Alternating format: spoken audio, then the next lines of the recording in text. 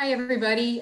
We still got a few people trickling in. We're going to give this another minute or two before we officially kick off this virtual meeting. So just sit tight and we'll get started very, very shortly.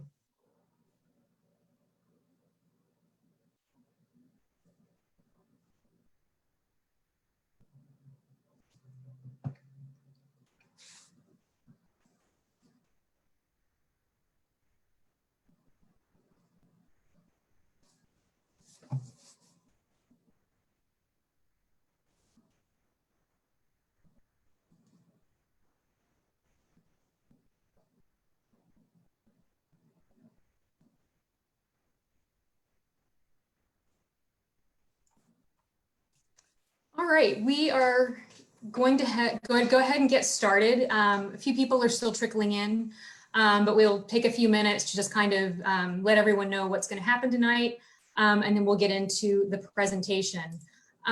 First, I want to welcome everybody to this virtual public meeting that we're having. We're very excited to share with you some of the progress that we've been making on Graffiti Pier, so welcome. My name is Karen Thompson. I am the planning director at the Delaware River Waterfront Corporation and the project manager for this project.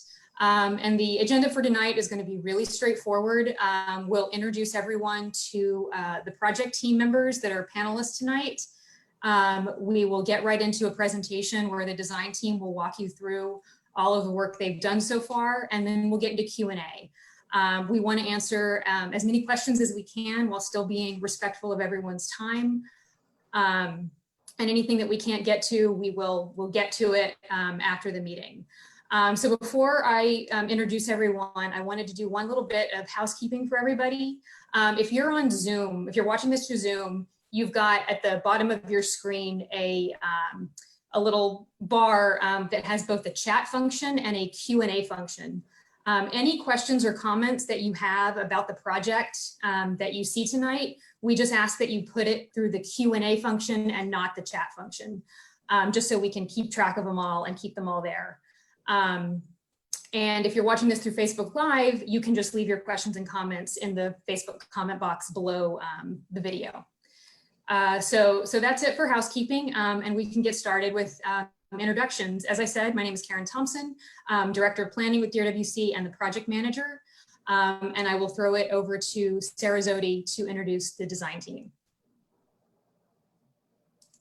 Hi, everyone. My name is Sarah Zewde, design principal at Studio Zewde. We are the landscape architects and prime consultants on the Graffiti Pier Fort Richmond study. So I will start by introducing my colleague at Studio Zewde, Ashley Ludwig. Ashley, if you want to introduce yourself. Hi, my name is Ashley Ludwig, and I'm a landscape architect at Studio Zewde. So we have a number of our sub-consultants or partners on this project, and I'd like to take a moment for each one of you to introduce yourselves to everyone. Start with Jonathan from Langen Engineering. Hi, I'm Jonathan Goldstick. We are the engineers in this project. There are two of us on here. My specialty is waterfronts. Hello, good afternoon. Jared Green here from Langen Engineer. I'm a geotechnical engineer for the project. Matthew from O'Donnell. Hi, my name is Matt Maurer with O'Donnell and Nacarado Engineers. I specialize in restoration of existing structures. Kier and Linda, Amber Art and Design. Hi, I'm Linda Fernandez. And I'm Kier Johnston. And we represent Amber's Design and Community Engagement. And I believe we'll have Sherwood, who is the civil engineer, join us later today. Did I miss anyone? No, okay. Karen, should I just jump in?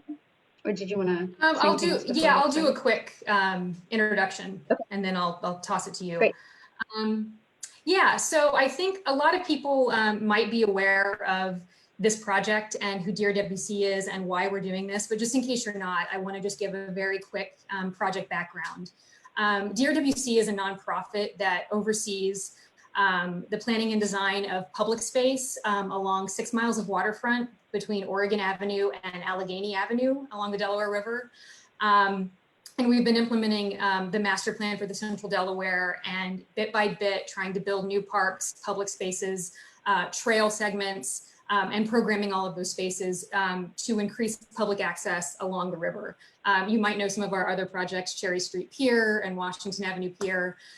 We've done a lot of work over the years, and we have a lot of projects in design as well, including this one, which is very exciting. We've done a lot of new public spaces. We haven't been able to work so much in the sort of northern area for a lot of reasons, which is why this project is particularly exciting to us. Graffiti Pier, I think many people on the call are very familiar with it. It's currently a pier that's owned by Conrail, so it's in private hands right now. But we had identified it in the master plan as a space for future public access. And recognized just how special it was with the structure that's on Graffiti Pier, which is Pier 18, and its importance in both waterfront industrial history and in the rise of graffiti and street art in Philadelphia as well. So as I said, it's owned by Conrail and it's in private hands, but last year, after a lot of conversations, we were able to enter into what's called a memorandum of understanding with Conrail. And that allowed us to start a process by which DRWC will eventually acquire about 6 acres of land, including Graffiti Pier, for public access and public space.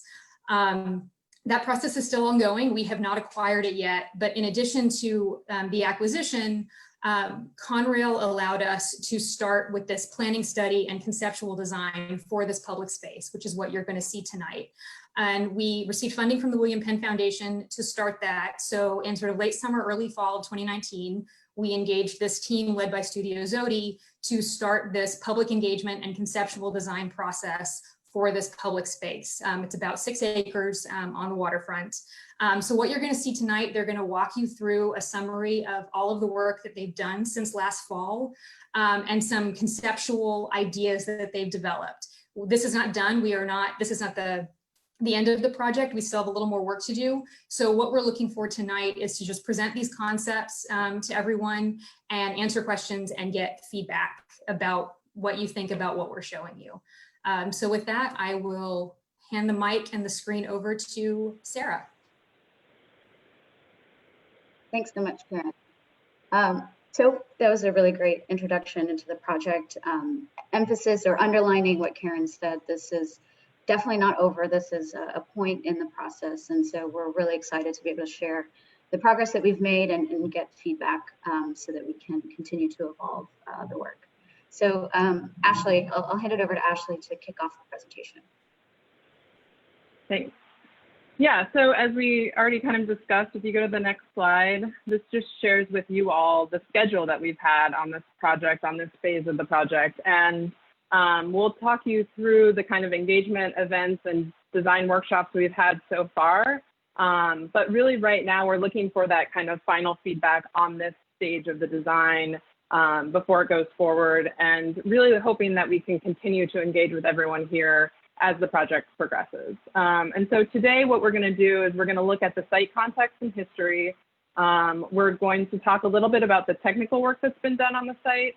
We're going to take everyone through the design and engagement process, and then, like I said, where we end up, where we are currently with the design today. So if you go to the next slide.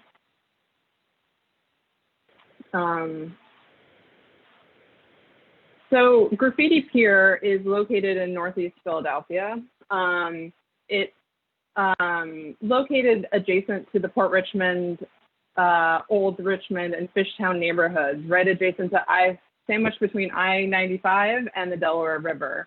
And we're looking at this larger kind of planning area, but really the focus of the land that DRWC is looking to purchase is that kind of smaller outline within. And if you go to the next slide, we zoom into the site a little bit, and we can kind of see what our scope is, which is really Pier 18, which everyone knows as Graffiti Pier today, Pier 20, and the areas that are just upland of those piers. And so looking at connections to the rest of the Delaware River Waterfront Trail, looking at access from Cumberland Street and Beach Street, And also shown here is that future Beach Street development that's next to us that, that's not part of this project, but they're just adjacent to us.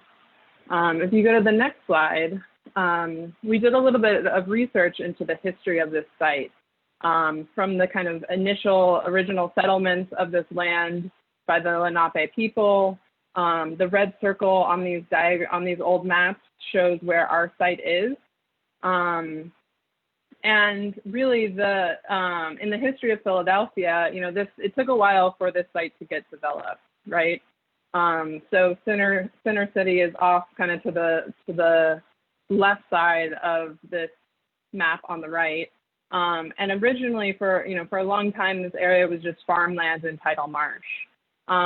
If you go to the next slide, you can kind of see that the start of the industrial river, the industrial waterfront of Philadelphia that developed its way up to this area kind of in the middle of the 1800s.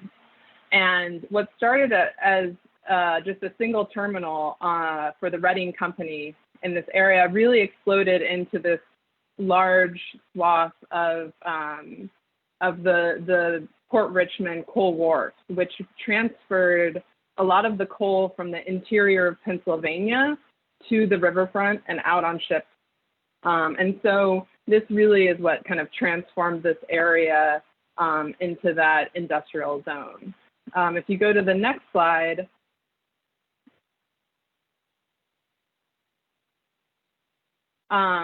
in 1923, they constructed these rail trestles onto Pier 18. And so what you see here is the photos from the 20s and the 40s of the pier working with this large kind of McMiller coal dumper structure in the middle that's no longer there today.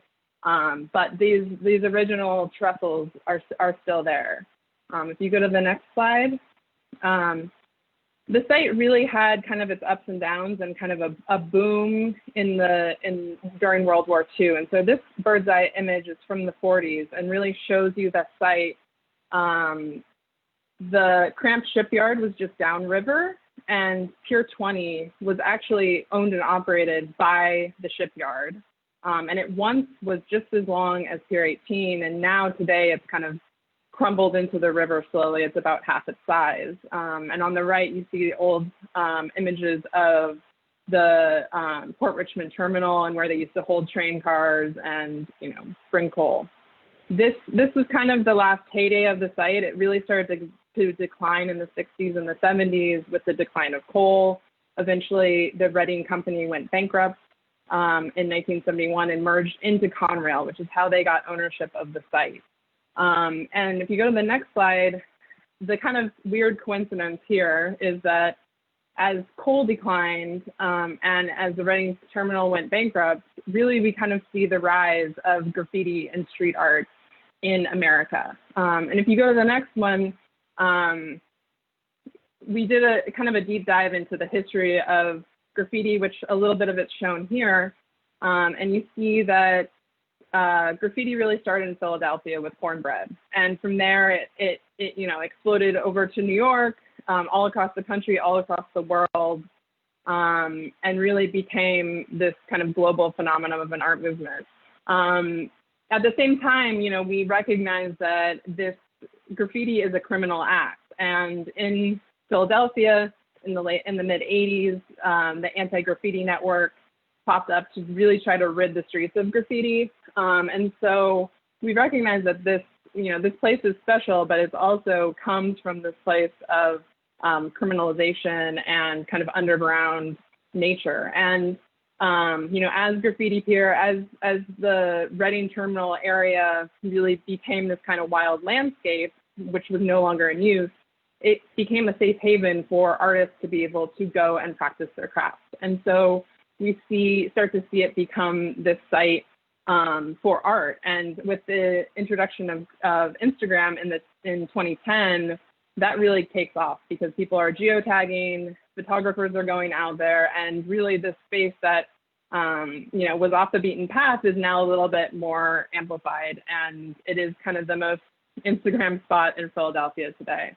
If you go to the next slide, we recognize that what makes this place great, what makes this place really kind of, famous in the city is its uniqueness, that it's made special by the graffiti that's there, by the wild vegetation. And these are just a few photos to kind of show, our first impressions of the site and how important the graffiti is to making this a landmark. At the same time, we also kind of took a step out to the context of the neighborhood. If you go to the next slide, and looked at the amenities nearby just to see, what's happening in this neighborhood. And you see all these colored dots on the left are different kind of recreation. On the right, there are playgrounds. If you go to the next slide, we took a little closer look at what do those sites look like. And you start to see that they're really packed with programs. So they're baseball fields. It's almost like the shape of the park is just the shape of a baseball field. And so there's not a lot of room for passive recreation in these spaces. There's not a lot of tree cover. There's not a lot of places for kind of just walking and sitting. And so we see the opportunity on this site to really provide that for this neighborhood that doesn't have a lot of big green space. At the same time, we have Langan here, we have O'Donnell and Nacarado here, and Sherwood.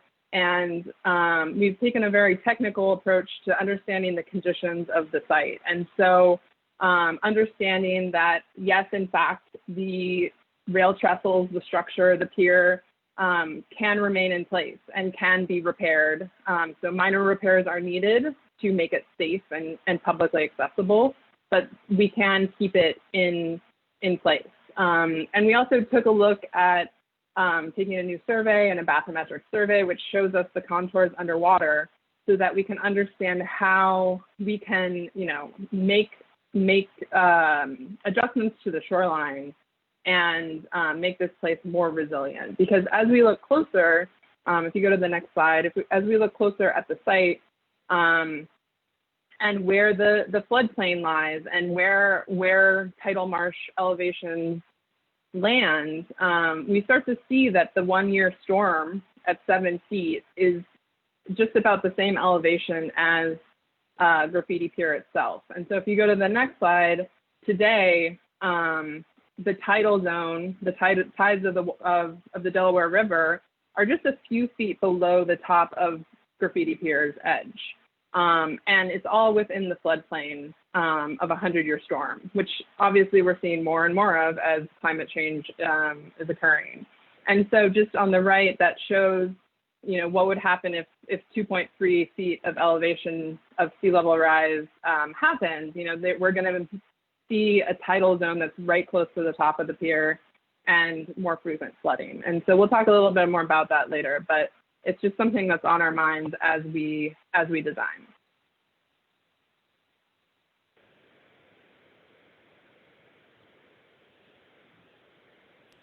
Thanks, Ashley. And you're on mute, Sarah.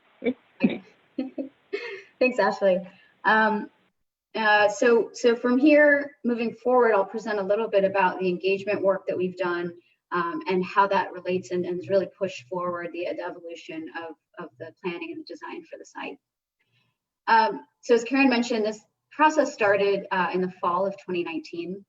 And our approach to engagement has been, as Ashley made reference to, the users of the site are and have imbued all this value and this beauty into the site, but have been criminalized for the use of the site. And so being sensitive to that, we actually decided that our engagement approach would be really diverse and offer a number of different entry points for people and respect and honor the anonymity that goes along with graffiti writing and with street art. And so what we did was we essentially had a number of small closed door conversations with people in a number of different settings, respecting anonymity, but also offered a series of public engagement events as well. And so with all of those conversations happening, we wanted to start the project by asking everyone the same question in all these different formats. And that first question that we asked everyone before proposing or drawing a single thing was, what is the best thing that can happen at Graffiti Pier and what is the worst thing that can happen, right? So we started that process on the site with the project team. We then had a public event at Cherry Street Pier, where we had a roundtable conversation, as you see on the left, and on the right we had big boards asking the question, what is the best thing, what is the worst thing, allowing people to write and draw their responses. We also had artist books, so people could be more discreet about their responses if they wanted, and pass along the books to their contacts and to their networks, and those books continue to get entries into this response, to this question rather. And then, as I mentioned, so you see the books on the right there. And then, as I mentioned, there were also a series of more discreet conversations with graffiti writers and street artists in a number of different venues. And we've also been open to phone calls and emails, and just getting responses to this question. Really, the idea of this question of what is the best thing and what is the worst thing is, what are our parameters here? We obviously want to tend towards what is the best thing. And so we wanted to be clear about what the guidelines are from the beginning of the project. So after having, cataloged all of the responses to that question, we started to map the responses on this spectrum.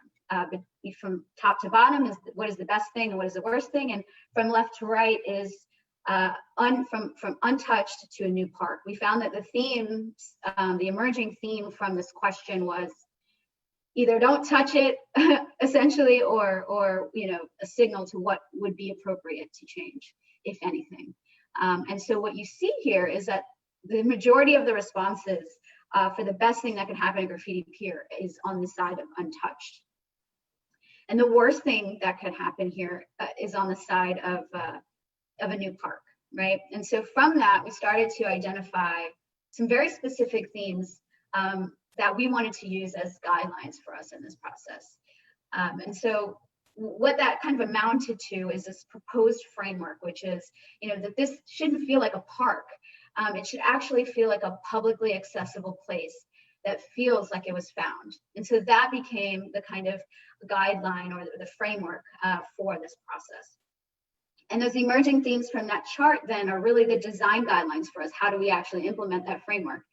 And that is through these key 4 design guidelines. First is ensuring the continuation and the expansion of art. Second is keeping the site vegetated and passive. Third is making it safe and accessible without looking safe and accessible. And fourth is keeping it gritty. So if we can operationalize these 4 things on the site through the design process, then we can achieve the framework of creating, this space, or really preserving this space that feels like it was found the way it does today. So when we looked at the site with this in mind, we realized it's easier said than done, in large part because there are a number of imminent pressures that the site will be witness to. So currently, the site feels like it was found because it's basically surrounded by undeveloped land, right? The Port Richmond waterfront as it is today. But we know that construction has already started on the Beach Street development, which is a pretty high density development adjacent to the site. We also know that the rest of the adjacent property is owned by Conrail, and there are a number of conversations about potential future scenarios where there's the Lehigh Trail Park or other development that frankly we wouldn't be in control of. And so in addition to that, there are also a number of issues related to climate change. The rising tides is actually showed earlier. There are a lot of increased stormwater, increased temperatures, increased precipitation, a greater intensity of storms and hurricanes. And all of these things, there's a CSO output also right by the site. So the increased precipitation is an issue on the site. And so all of these different factors really make it hard to, preserve the feeling that you have at Graffiti Pier today without doing something. In other words, to keep the site feeling like it is today, you actually have to do something. And so that is largely, the design question here. And so this project is almost about saving Graffiti Pier then. So what we started to think about then was, how does it feel? How can you design this to feel like it is found when you potentially are in proximity to a number of developments? And so we started to strategize around the idea of a buffer system, that if we could preserve Pier 18, Graffiti Pier, then the rest of the site can be shaped to buffer it with vegetation and keep that feeling of this gem in the middle of a vegetated waterfront. So that really began to shape our approach, right? So we started to then develop this idea of a site strategy of preserving Pier 18 and creating a lowland vegetated buffer as much as possible with what we can do, and really buffer it against the adjacent Beach Street development, as well as potential future other development on its other sides. And that extends all the way up to the Cumberland Street entrance into the site. So with that buffer strategy developed after our first round of engagement, we decided to come back to the public and present this idea of the buffer strategy with a series of vignettes or perspectival images that demonstrate what this buffer strategy might look like at different points on the site. And so, borrowing from the tradition of graffiti and street art, we actually developed these vignettes, presented them with essentially with acetate on top of the drawing, so that people could actually write and draw their responses and their feedback onto the drawings themselves. And so this is kind of a sampling of some of those images, and our kind of decoding of the feedback on the right. And so we were actually able to take those the suggestions that came through this method and work backwards and integrate them into another iteration of the plan. And we'll share that with you, right? So going back to those 4 guidelines that we're holding ourselves to, the continuation expansion of art, keeping the site vegetated and passive, making it safe and accessible without looking safe and accessible, and keeping it gritty. We came up with essentially this site strategy. So what we're proposing then is, keeping the existing art walls and art surfaces along the columns along Pier 18, but also what you see in pink and that thick pink, the thick pink lines are new art walls, which is something that we heard consistently in our engagement was, wherever you can add as many and as large of walls as possible to expand the surfaces available for making art. So we have a number of new retaining walls and seed walls. We have a number of new street furnishings that are also designed to be surfaces for art. A series of art follies or art, essentially objects that can be painted on, which we'll share further.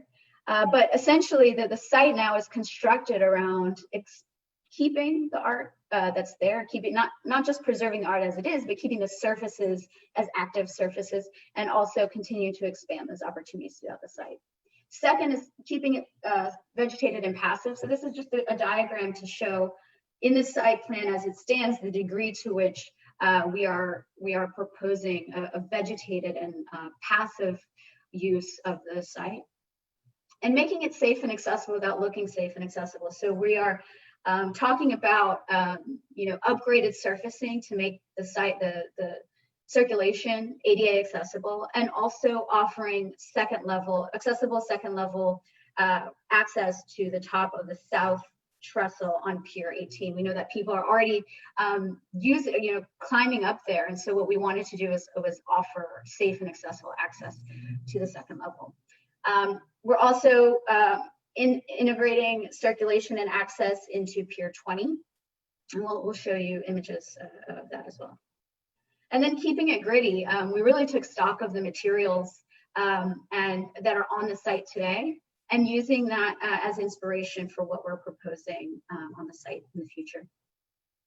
Keeping it gritty is also about this vegetated buffer, this lowland vegetated buffer.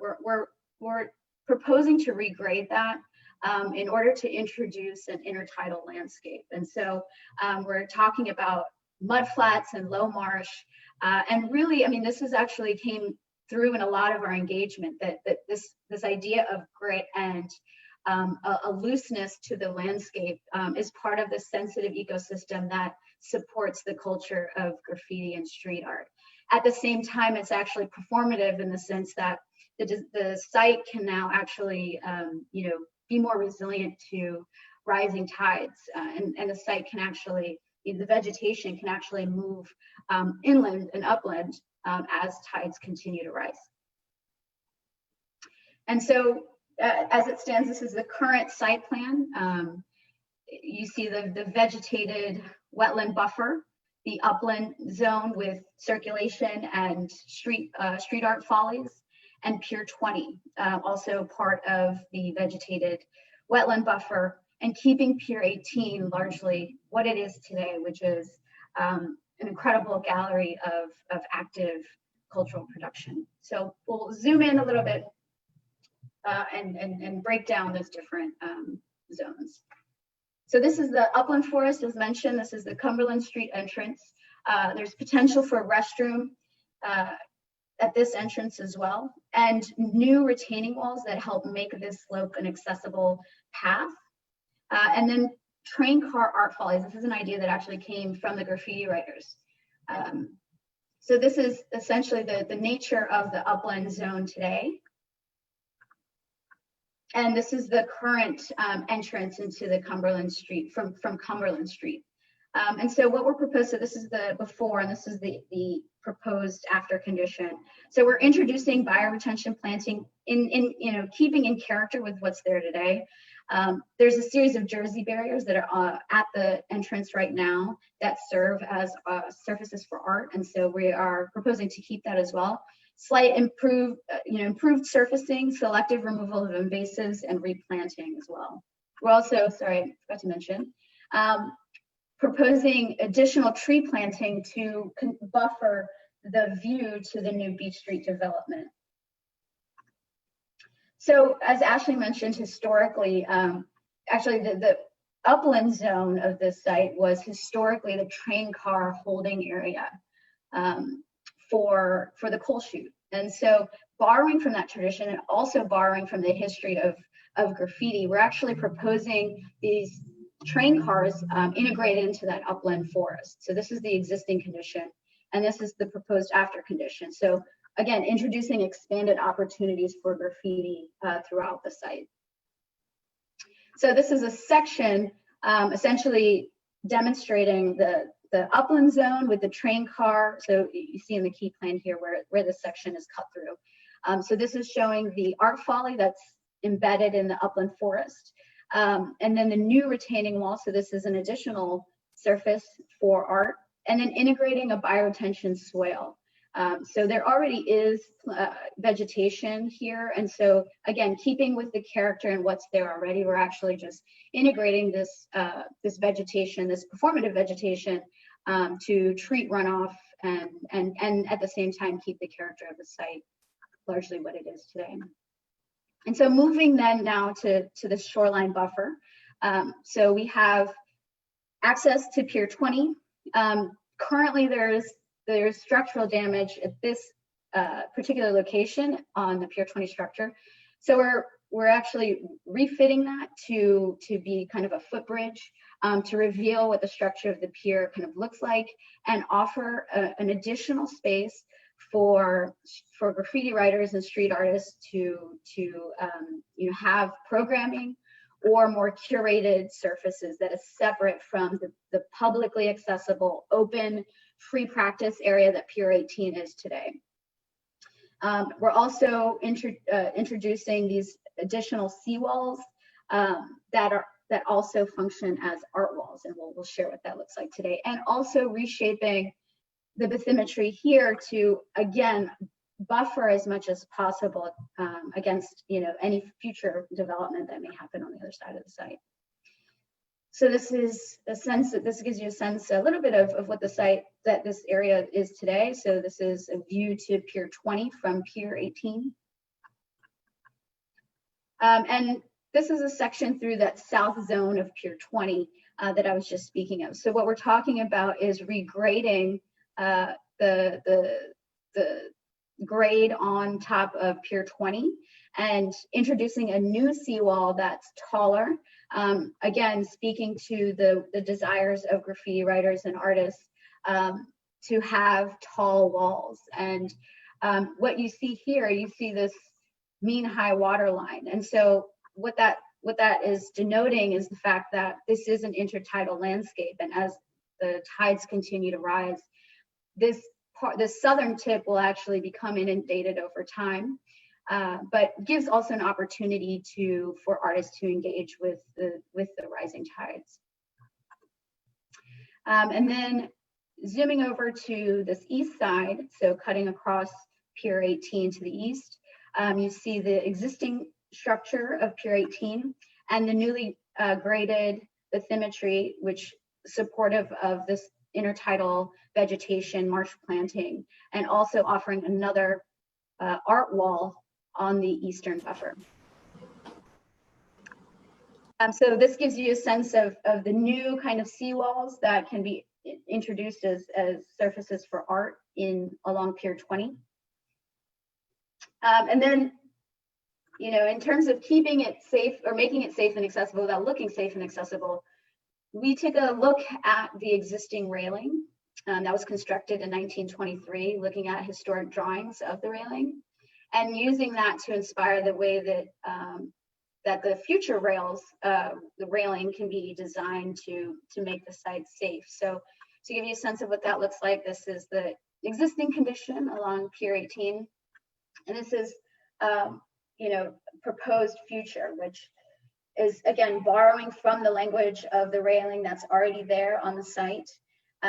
We're also proposing this sort of green buffer. Or vegetation is already, as you know, if you're familiar with the site, taking over the sides of the structure. And so we're just creating more of that buffer by offering this green frame around the structure. And that's what you see here. So this is the kind of last of the three zones, the Pier 18 Graffiti Pier itself. So you see here in plan how we're looking at this green frame. So keeping the interior of the structure, that sort of pure gallery of columns and surfaces for making art, and introducing vegetation on the sides, on the edges, to create this frame, and again support the feeling that you are, you know, in this place that's found and buffered and in its own world, essentially. So here's the existing condition. So this is to the left, it's the abutment wall that leads you to the Upland Forest, and to the right is the northern edge of the North Trestle along Pier 18. So this is existing, and this is proposed. So this is where you see the bioswale on the left. We're introducing that, you know, upgraded surfacing, but largely keeping the character of the site. And so this is before. This is at the northern edge, the north part of the trestle. Oh, yeah, you can see the key plan here. Looking west, this is before, and this is after. So again, you see that green frame that's meant to support the feeling of being buffered. This is the platform in between the north and south trestle. This is the existing condition. And this is the proposed condition. So you see here the furnishings that we're proposing. Again, they're meant to keep in the language of what's currently on the site, and also be additional surfaces for art, and introducing more shade trees for people who may want to spend more time in this particular part of the site. This is a view, this is from the south trestle looking out towards the river. This is the existing condition, and this is the proposed condition. So, you know, again, what we're really doing is identifying the existing condition and supporting that its sustainability into the future. So this is the southern edge of Pier 18 looking north. This is where the southern trestle actually narrows, and there's more kind of shaded zone that's directly east of the trestle. This is the existing condition. This is the proposed condition. We're proposing essentially, you know, a shade garden here that keeps in line with the character of what's there now. And so to speak a bit more about the second level access that we're proposing, this is the existing condition of the top of the second level. As I mentioned, people are already climbing up to top level, and we want to make sure that that is safe and accessible and is maintained into the future of the site. So this is the existing condition, and this is the proposed condition. You know, essentially reinterpreting what's there to introduce vegetation, you know, like sedums that do well on top of structure, but also maintain the character of what's there now. And that is the conclusion of the presentation. I think we'll have a Q&A session. It looks like a number of people have already submitted their questions, and I look forward to you know, continuing the conversation with you all.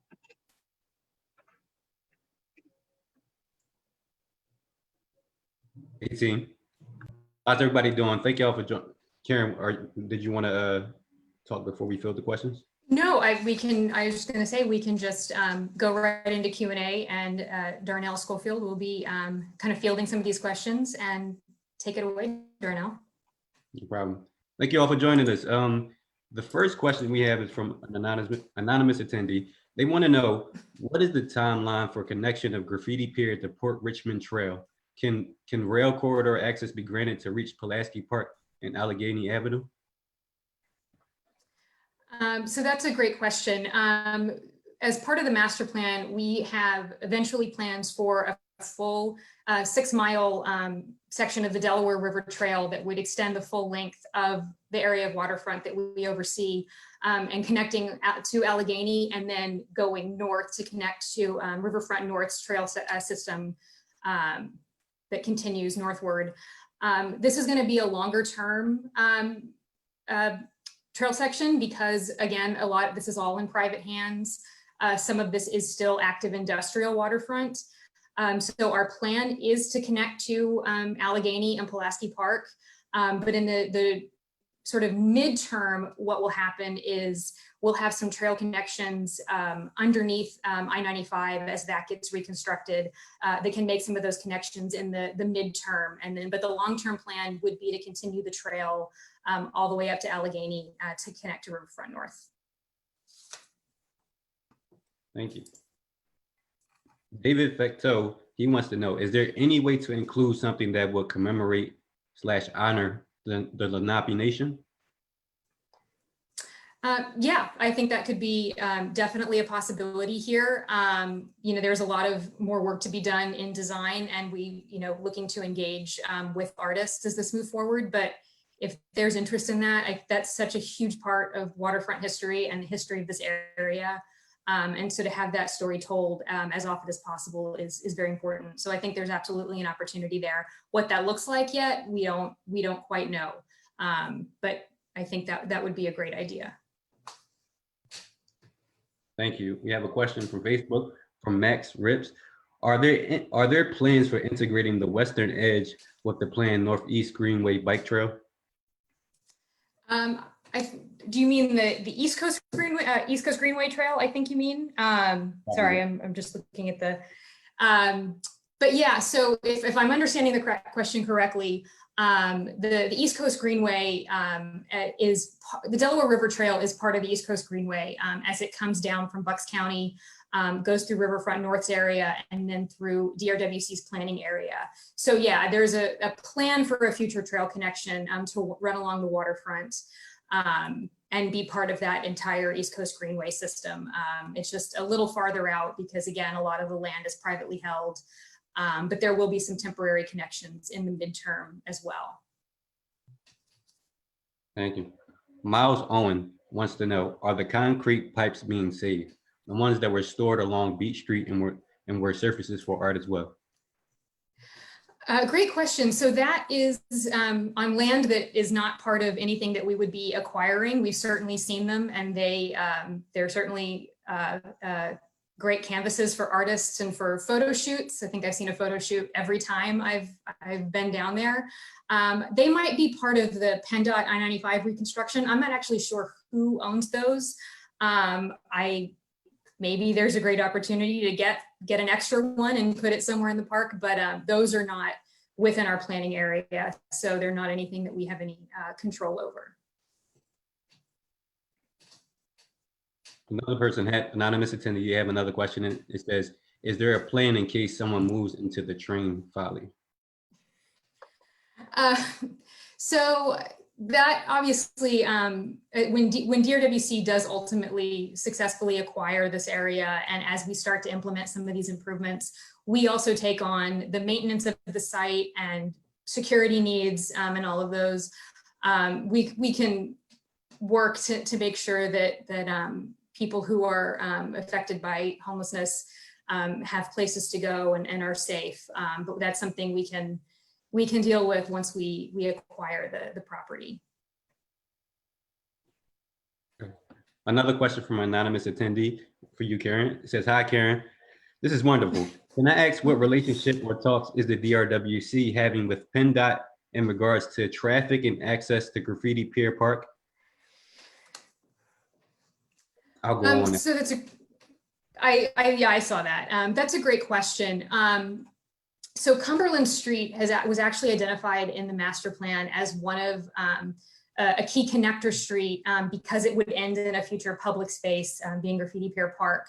And you might know that we've done some other connector streets along the waterfront. We've done Race Street, Spring Garden Street, Columbia Avenue in Fishtown. And all of those we work with very closely with PennDOT, who have been really wonderful partners in helping us make those connector street improvements. So we would love to do Cumberland as a next connector street precisely for that reason. If we're building a public space, people being able to get there safely, particularly pedestrians and bicyclists, we want to improve that connection between the neighborhood and the public space. We have talked about it. We don't have immediate plans to start that design, but it is something we're very eager to get started, and is going to be really important once this does become a publicly accessible space to ensure that people get there safely. So those are ongoing conversations, but we have a very good relationship with PennDOT. So I think we can figure something out. Thank you. Another question from Facebook. Dennis wants to know, will the Delaware River Trail through this park be multimodal, and will there be signage/markings separating foot and bike traffic? That's a great question. So we do plan on extending the Delaware River Trail. It'll come up along the water and connect through the park. We haven't designed this section yet, but we anticipate that it will be very similar to our other sections. If any of you have been down to the new section that opened up in South Philadelphia around Pier 70, Pier 68, and the Walmart that's down there, we try wherever we can to have that separation between pedestrians and bikes. So we would aim for a very similar condition here with the same types of lighting and furnishings that you would see anywhere else on the trail. But we have not designed this specific segment just yet, so we don't have the details, but that would be the plan. Okay. Nikki Rhodes wants to know, can you describe how the ADA ramp will work on the South Pier? I will throw that one to the design team. Ashley, you want to take this one? Yeah. So the way that we've designed it so far is so that the ramp kind of snakes up and through the existing structure. And so, the exact structural design, we haven't done that yet. We've just kind of planned out how it could work. But it'll essentially come up through the underside of the trestle to the existing upper level. And it's about 390 feet long. It's a very long access ramp. And then we also provided an area for an access stair as well, so that there are two options on how you can get up and down to that upper level. Thank you. Another question from Lindsay Rule. How is Studio Zewde engaging in adjacent communities and accounting for the extent use of the site? For instance, families are often seen crossing under I-95 to the site to fish and picnic at the pier. Yeah, so that's a great question. We have been engaging the adjacent residents through public events. So the Cherry Street Pier was actually having, the idea of having a roundtable conversation and a public event at Cherry Street Pier was actually targeted towards residents in the community. We also have an advisory council that's been an intimate part of the process, and half of the advisory council members are street artists and graffiti writers and artists in general, and the other half are representatives of the adjacent communities. So we've been able to tap into their networks and their relationships with organizations from the neighborhoods adjacent, and we're continuing actually in our future engagement to do mail outs and COVID appropriate engagement to residents in the area. I don't know if Karen or Ashley, you want to add to that? Yeah, no, I think you hit on it, Sarah. I think we certainly know that this has been, even though it's technically not publicly accessible, nearby residents have been going here and continue to go here. And we want to make sure that we're hearing from everyone. And this isn't the end of this planning study, is not the end of engagement either. As we look to move into final design, and even before we do that, we anticipate continuing engagement around a number of different topics, because we want to make sure precisely that we're hearing from everyone, both from artists and people who are using the pier in that respect, and from the nearby residents who are using it. It's already a place of respite and an escape for people who live nearby, and we honor that and want to keep that going as well. Thank you. Ryan Keller wants to know, what kind of lighting are you looking at for the forest areas?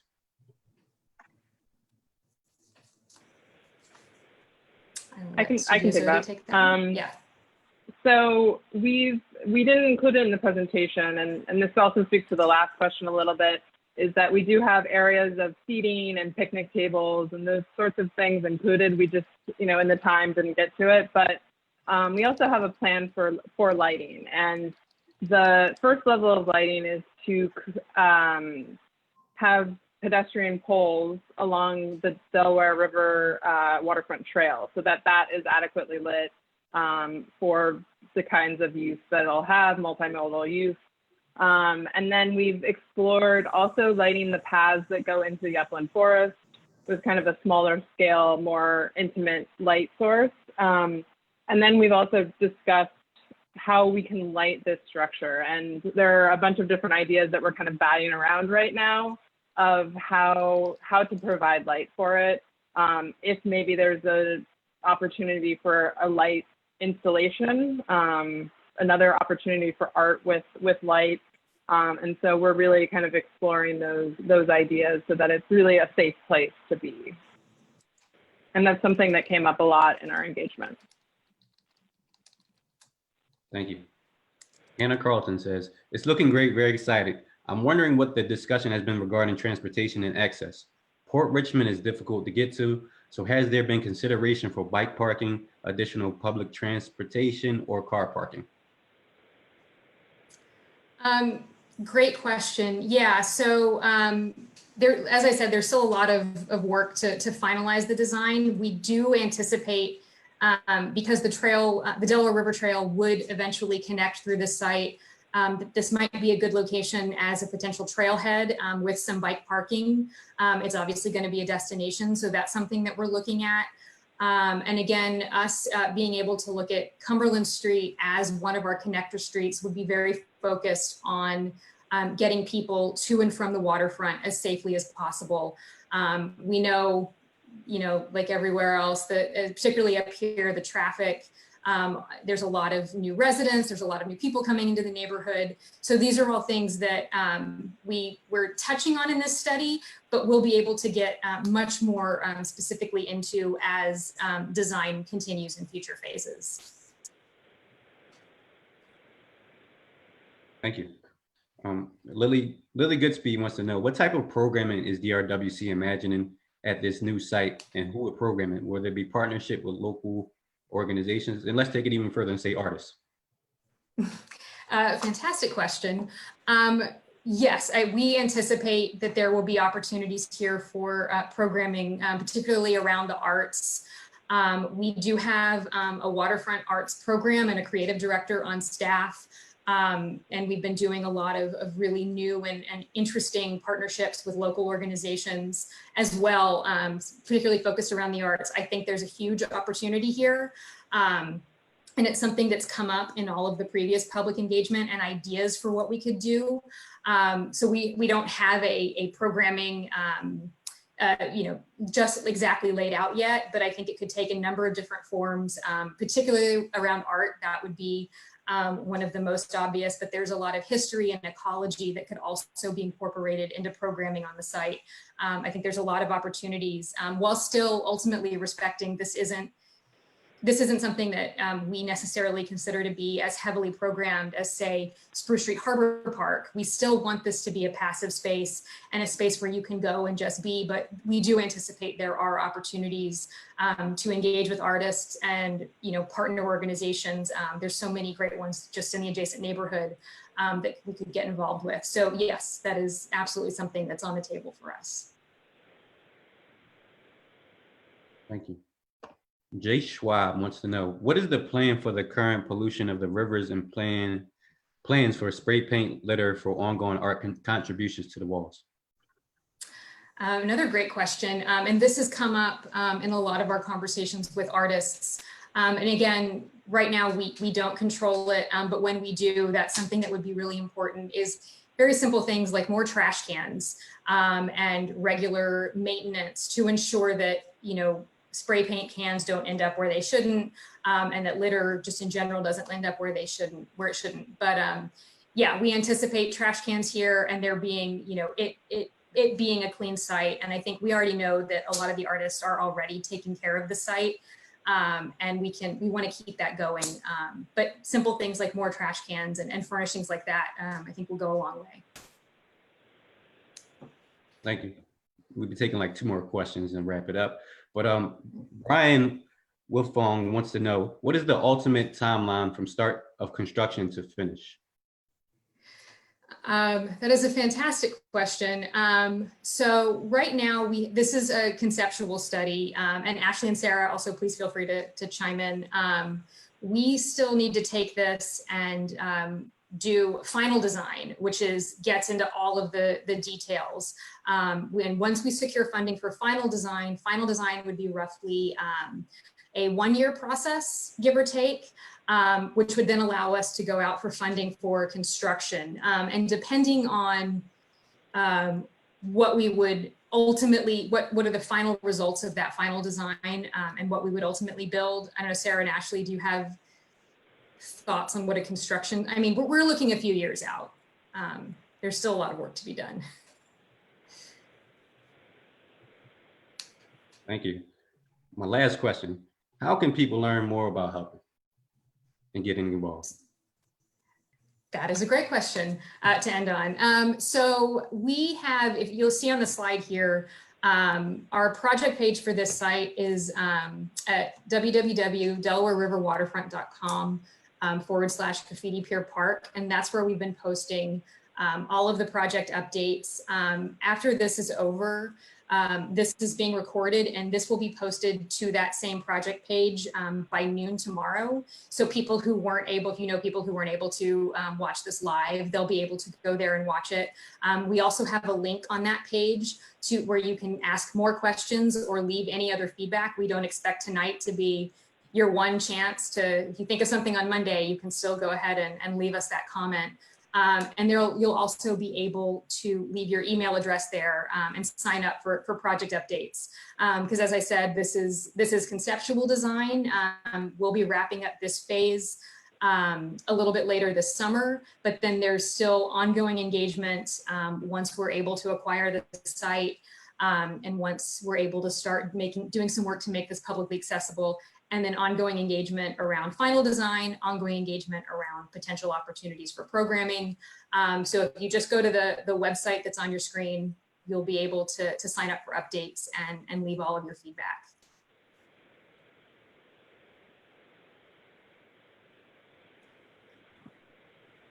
Much, Karen. That's it. All right, I think, so yeah, it's a little after 6:30. I know there were some questions that we weren't able to get to, but we have logged them all. And what we plan on doing is We'll over the weekend see what other questions come in, and then sometime next week we'll be posting answers to everything on this same website and project page. So you can go there, and if we didn't get to your question, we will answer it, and you can look for that sometime next week. But we'll post about it on social media. Again, if you sign up on our website with your email address to get updates, you'll know when that's posted. Yeah, so we'll answer everything.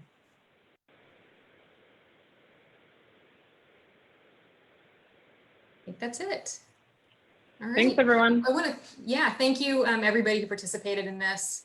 And we're very excited to hear all your feedback, and you'll be hearing more from us.